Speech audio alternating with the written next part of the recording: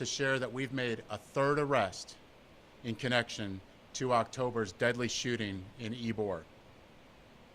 We will never forget the 2 lives taken and the many others whose lives were permanently changed on October 29th. My thoughts remain with those victims and their families, and it's why we have worked so hard to get to this point. I want to thank the community for their care and concern, and for all the tips and videos they've sent that have greatly helped in this investigation.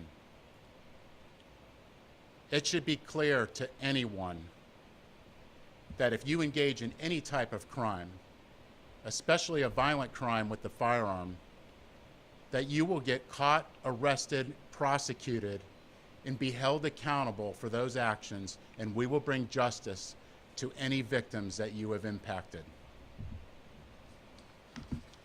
The arrest today that we're announcing is the arrest of Dwayne Tillman Jr., 21-year-old, with attempted murder in the 2nd degree and attempted aggravated battery, discharging a firearm. Witnesses identified him as one of the shooters, and we have video evidence of him shooting into the crowd. How reckless and life-changing that is, to shoot into the crowd of thousands of people. In addition, you all know that we arrested yesterday Caden Abney.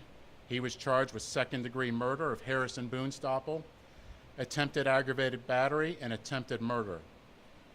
His previous charges were carrying a concealed firearm and a minor in possession of a firearm while wearing a mask. I told you all last night that our work is not done, and we will hold everyone accountable. To assist in those efforts, we've teamed up with our partners to increase the reward. The FDLE has added $5,000 to the reward, ATF has added $5,000, and the FBI has added $12,000, totaling up to $27,000 for additional tips leading to additional arrest. We will not stop our work until we get justice for all the victims and their families. And let me reiterate, we will not tolerate this in Tampa. I'd like to bring up the State Attorney now. Thank you, Chief. I want to congratulate the Tampa Police Department for working relentlessly to find those responsible for the Ybor City shootings on October 29th. This has been a difficult and meticulous investigation, and with the help of anonymous tips from the community, we are closer to finding justice for these victims. When these defendants opened fire on historic 7th Avenue, they put hundreds of people's lives in danger. We must make sure anyone responsible for violence that night is held accountable. This defendant is 21 years old and will be charged as the adult that he is. He will face attempted 2nd-degree murder charges as well as aggravated battery charges with great bodily harm, both of which carry a 20-year mandatory minimum prison sentence. The evidence shows that this defendant engaged in a gunfight in the middle of a crowded street in Ybor City while people were enjoying a night out with their friends and families on a holiday weekend. It is clear that he had absolutely no regard for human life, and he will pay for his actions. We should be able to enjoy a night out in our beautiful city without the fear of gunfire. Let me be clear. Our office takes gun violence very seriously. And if you show a reckless disregard for the safety of our community, consequences will follow. We also talked yesterday about Caden Abney, another defendant in this case. Although he is only 14 years old, our office has filed the paperwork today to charge him as an adult with the 2nd-degree murder of Harrison Boonstapple. As a community, we have a chance to stand up against gun violence. Community members can do their part by storing your guns in your home and not in your car. And if you store your gun in your car, please lock your car door. This is how guns are getting into the hand of juveniles, unlocked cars. As the state attorney, I will use the tools that we have to fight gun violence, and that is to prosecute. It doesn't matter how old you are in Hillsborough County. If you endanger the lives of innocent people with a firearm, you will be held accountable on my watch. Thanks again to the Tampa Police Department and all of the brave men and women of our community who have come forward with information. You are making a difference. Thank you.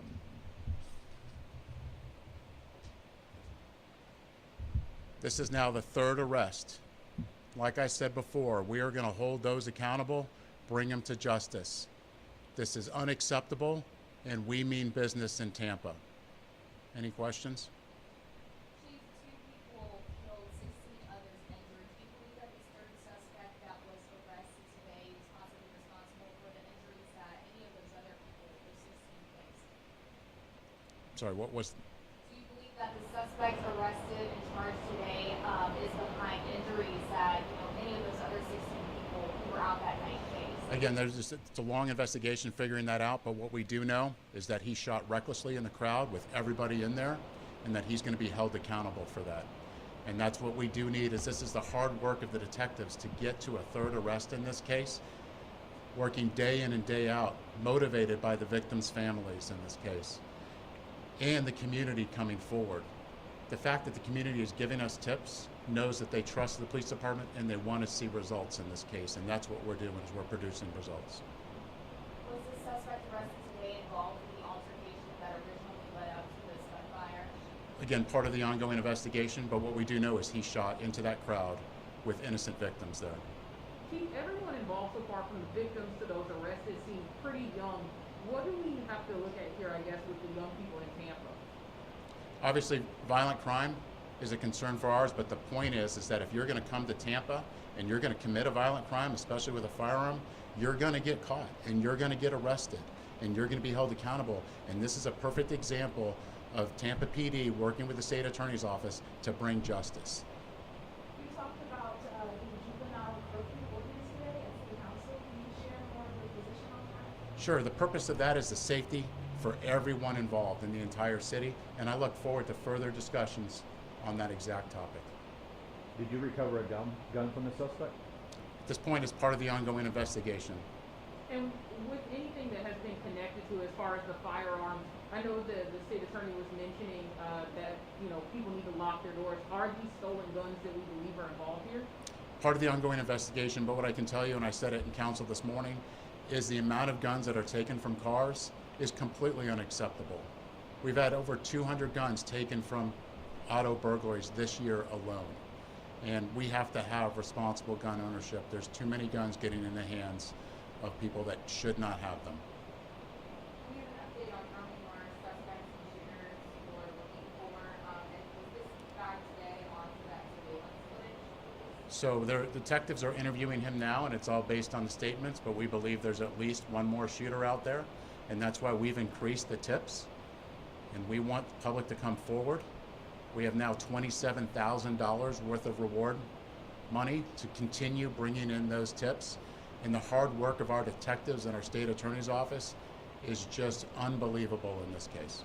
Chief, what's the demeanor of those who've been arrested? Are they remorseful at all? I know, like we mentioned, they're very young. Are they remorseful? Are they understanding the gravity of these charges? It's part of the ongoing investigation. Detectives and state attorney's office are interviewing them now.